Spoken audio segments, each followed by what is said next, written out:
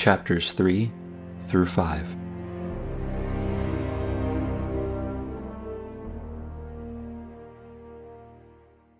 When Rainbow Dash's stomach began growling, the mountain range had begun to slope into the brightest, greenest landscape she had seen for days. The air was wet here, filled with the most delicious scents of spring. She gazed down as she saw lush forests dotting the eastern edge of the mountains. The afternoon sun warmed her flank as she touched down in an emerald glade. Several small woodland creatures bounded away immediately after her landing. Rainbow Dash glanced around, feeling as if she was the first pony in centuries to set hoof in this beautiful, alien landscape. Her insides gurgled once more as she desperately scanned the nearby trees. She thought of the moldy bread in her saddlebag, the same pathetic thing she had nibbled on ceaselessly for weeks, and she couldn't help but grimace. Something sparkled in her goggled vision. Her heart jumped, and she found herself galloping towards a cluster of trees to the north. She skidded to a stop as soon as she was underneath the desired branches, and she actually drooled. They were apple trees, and the fruit hanging off them were of a plump and ripe nature befitting a Pegasus's dreams. Her dreams. With a gentle flap of blue wings, Rainbow Dash hovered until she was nose to skin with the brightest apple in sight. She gave it a close sniff and could already sense the sweetness. With 2 hooves, she plucked the apple loose, raised her goggles, and turned the object over in her grasp. The skin of the apple looked perfect, but she was hardly a qualified judge. There was no telling if there were parasites hidden inside the thing, or if the apple was rotten at the core, or if there was a bitter taste just waiting to poison her. So much as licking the strange fruit could very well have been an extremely dangerous prospect. So, Rainbow Dash took a huge bite.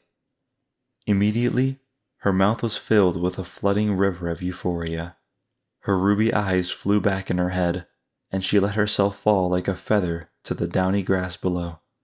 She took another bite, reveled in the heavenly taste, and giggled like a foal, her voice echoing gaily across the emerald clearing. Less than 2 minutes later, the entire apple had been scarfed completely.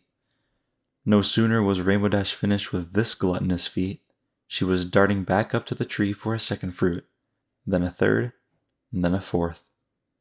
She tucked these under her hooves, forelimbs, and even her wings.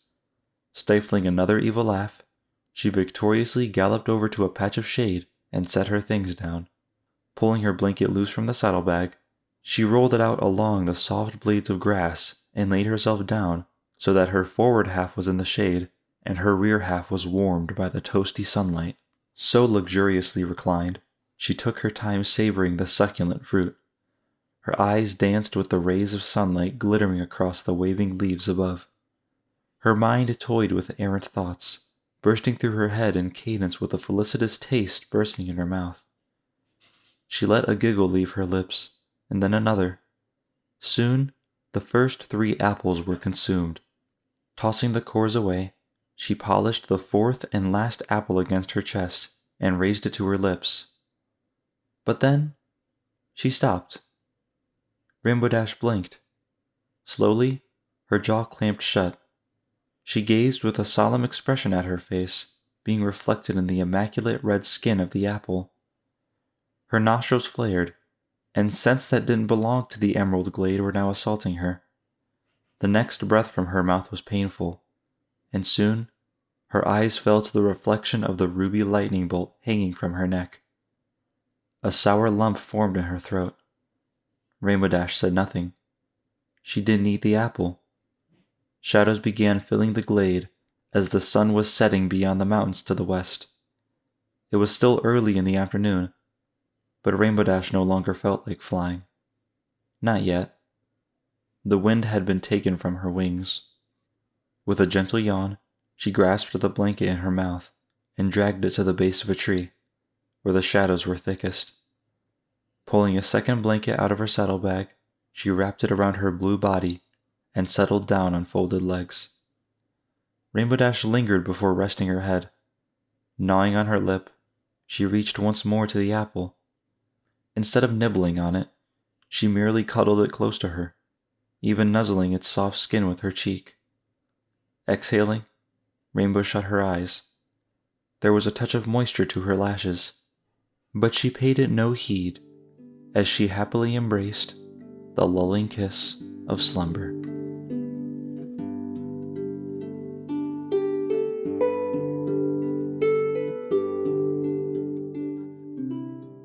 Rainbow Dash stopped staring at the ground, and the first thing she saw was Pinkie Pie's bright blue eyes.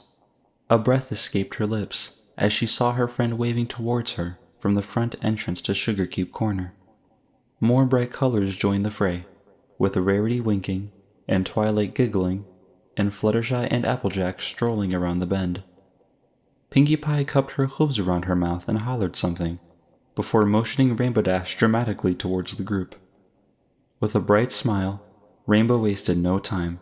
She blurred over the rooftops of Ponyville on swift wings. Touching down in a billowing cloud of dust, she struck a heroic pose, only to blink confusedly at what she saw. Pinkie Pie was making a strange face. Twilight Sparkle was squinting. Fluttershy and Rarity flinched in disgust, while Applejack marched up and pointed worriedly at Rainbow's face. Rainbow Dash was confused. She turned to look in the windows of Sugar Cube Corner. Her reflection glossed over. In a blink, her eyes morphed into red-on-yellow phantoms of their usual ruby luster. Before she had a chance to react to this, a lock of her mane fell limply from her head. She fell on her haunches and raised two hooves in time to catch the limp hairs. When they fell in her grasp, they lost all of their color, turning to a pallid gray, along with the rest of her coat. She gasped, glancing at her limbs, trying to find where her bright blue hues had disappeared to. She heard a whimpering sound. Spinning, Rainbow Dash glanced towards her friends, but they were gone. Sugar Cube Corner had also vanished, and in its place was a dense wall of green foliage. Rainbow hyperventilated, finding herself surrounded by a labyrinth of emerald hedges. She flexed her wing muscles, but all her feathers were suddenly gone. Just as she felt the urge to scream, she heard the whimper again, only this time it was directly overhead. She tried looking straight up, but her neck was being weighed down by a golden pendant. After much sweat and aching, she finally gazed skyward, only to be flooded with a wall of impenetrable gray ash.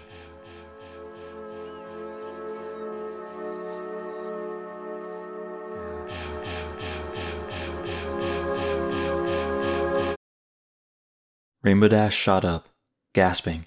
She clutched for something, anything, and found a canvas blanket surrounding her. She hugged herself, shivering under the shroud of fallen night. Her breath slowly settled, as well as the frenetic beat of her heart. Sighing, she glanced down at her saddlebag and other belongings, dull shapes under the kiss of starlight. Leaves rustled overhead. The murmuring chirps of various nocturnal animals serenaded her from the apple trees bordering the glade. It wasn't until 5 full minutes had passed that Rainbow Dash realized she was caressing the golden pendant about her neck. It felt heavier than ever.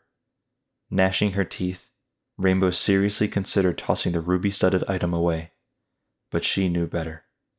A cold wind blew through the shrouded valley. Rainbow Dash felt her mane kicking like a flag behind her head.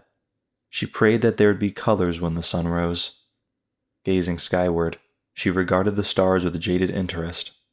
Her afternoon nap had carried her well into the fall of evening, but now she had become completely restless. With a groan, she stood up, collected her blankets and other belongings, then stuffed them into her saddlebag. Last but not least, she found the crimson apple lying in the grass. She picked it up like an infant, cradling it. Another breath left her. Only this time, she managed a slight smile. Eventually, she pocketed this too away. Just as she snapped the saddlebag shut, her eyes lingered on the crescent moon-shaped buttons to her pack. Thoughtfully, she looked up towards the night sky once more. A plume of pale clouds wafted far overhead. A dim glow suggested a waxing moon rising over the edge of the mountain tops. Rainbow Dash rubbed a hoof over her pendant and tilted it skyward. She stood quiet and listened. Nothing happened. The golden necklace was just as quiet and dormant as ever. She knew better than to expect otherwise. After all, it wasn't a full moon yet. She was almost glad for that fact. Wasting no more time, Rainbow flapped her wings, ascended in a graceful spire, and bulleted her way eastward, away from the taller mountain ranges. For hours, she glided under the glittering cosmos. The ivory band of the Milky Way stretched majestically above her, unimpeded by any stray lights or colors. Rainbow's nostrils flared as her goggled eyes took in the dull horizon looming beneath her, awash in the pale haze of celestial tranquility. She was alone in the sky, a single spot of warmth burning ever eastward like a comet. At times, she closed her eyes and imagined she was one with the stars, beautiful and insignificant all at once. Her mind wandered to places as grand, if not grander, than the nightscape bowing beneath her. And she knew, secretly, she knew, that she was all that mattered in the grand silent dream of it all. A dozen miles of flight later, Rainbow Dash descended. She was attracted to the sound of rippling water. In the starlight, she spotted a glittering sight below. Upon closer inspection, it turned out to be a babbling brook, cascading down lower and lower crags of jutting rock. The water started as a trickle, combined to a rippling stream, then coalesced into a majestic waterfall that emptied into an elevated spring, cradled by the convergence of several mountain ranges. Landing beside this high-altitude pool, Rainbow Dash raised her goggles and gazed with naked eyes. She produced a whistle of wonderment. The water was so pure that even in the dim starlight, she could see 36 feet straight to the bottom of the spring. Smiling, she tilted down and gave the liquid a gentle lap with her tongue. Her upper body shuddered. It was the cleanest water she had drunk in all of her adult life. She drank liberally, like a full lapping at delicious milk.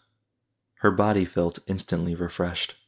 She forgot about the starlight, about the moon, about the dreams.